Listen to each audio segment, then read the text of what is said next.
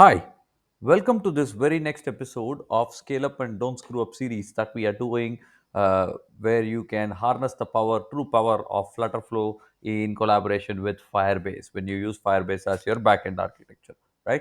So we have covered a breadth of topics. Now, this time around, we are going to talk about widgets or custom widgets. Like quite a lot of people are fancied by custom widgets, and there are a lot of scenarios that people would want to use custom widgets.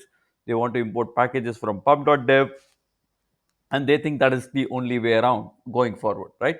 But if you carefully understand, or if you really go deeper into the whole ecosystem of no code or low code development, and you start planning your widget tree, I think there are quite a lot of things that you might be able to achieve without having to deal with custom widgets or custom packages from pub.dev. But you can harness the full power of flutterflow, and that is what we are going to see in this video, right? So let me get started. So recently, I was talking to one of my clients who, on the apps that I'm helping them build, they wanted to basically bring together a Sync Fusion Flutter calendar and harness its true power and bring about this view called the resource view. So if you're able to see my screen, you are basically seeing, let's say, the different resources, and then there is a timeline, there is a date, there is a list of time. It's more like a Gantt chart or more like a scheduler, right? Where you're able to schedule tasks for every single one. You're able to configure different breaks for different people, right? That they are not currently available, and you have different views, like is it a day view, it's a week view, it's a month view, etc., right? But their use case was slightly more different, where there is also some degree of custom UI that is involved, right? So when they approached me saying, "Hey, can this be done through SyncFusion Flutter Calendar?" I said, "Yes, of course it can be done." But having said that, I might as well suggest you an easier workaround.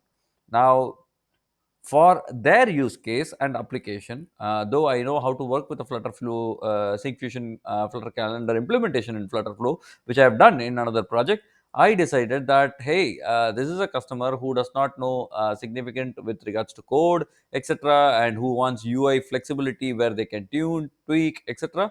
So I wanted to restrict and retain the power that they can have through FlutterFlow's widget, so that they are able to tweak their UIs. So this is the final version that actually came about, where you see that there are different resources. Of course, this is a demo data, so there are different resources like Hana, Zohan, etc.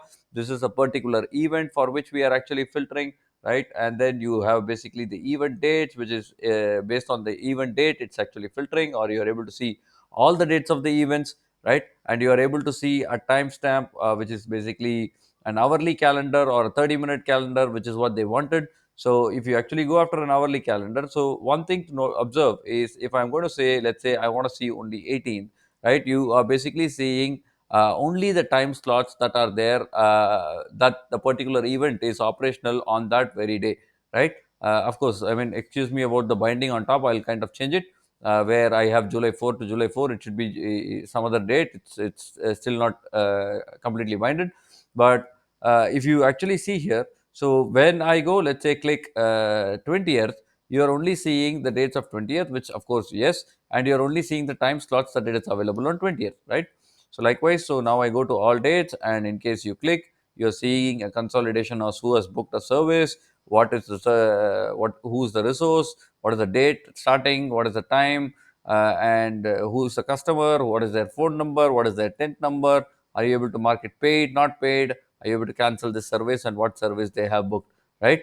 And of course, you are able to see a certain break, and you are able to configure a break for the person, right?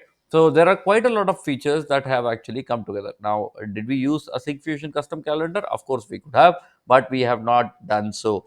And let me show you a brief of how the implementation looks like. So if you can actually see this screen on the FlutterFlow widget tree, there's quite a lot of this thing. You don't actually see any custom widgets here. The entire widget tree is just planned with rows, columns, stacks, list, and actions and conditional visibility, right? There is absolutely no custom widgets that are involved here, and you are able to achieve significant amount of functionality, where, once again, just to show you, where you are able to click together, and you are able to see let's say the booking form where you are able to make a booking for the different tents, etc., right? And you're able to confirm the booking and it will immediately appear on the UI, right?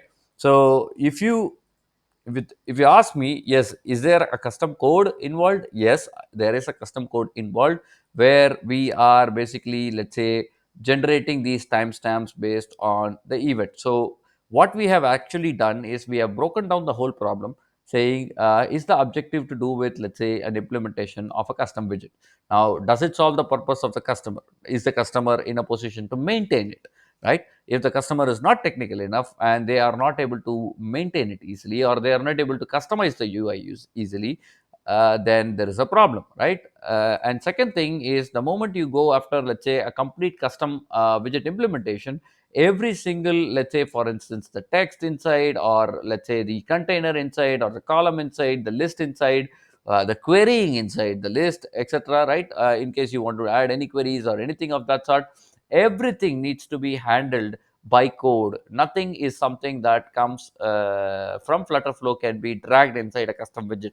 This is one limitation. Of course, I mean, the limitation is because FlutterFlow does not really know what you are writing as code if you have a certain this thing, etc. So you cannot use you cannot use the FlutterFlow widgets. So you are restricted to purely using whatever you are going to code. You cannot use the FlutterFlow's drag and drop interface, which it gives you all the flexibility and power, right? So that's it. So in case you are looking after something like this, the first thing that I would always do is, who is the actual user?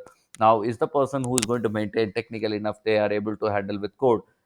Quite a lot of times when I know that this customer cannot handle code, or this customer needs a certain degree of UI functionality, which they will find it very cumbersome to deal with code, I always look to deliver the full capability and power of a no code ecosystem to my users, to my customers, wherein they are in a position to easily maintain it without depending on a high end technical resource, right? So plan your widget trees.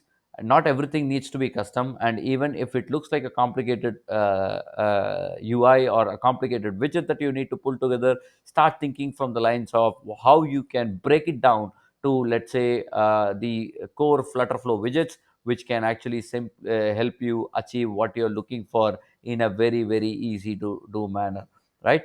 That's it for this video. Stay tuned for the next one. We hope you enjoy building apps using FlutterFlow. In case you do have any requirements, reach out to me. uh, Thanks for watching once again. Bye bye. Have a great day.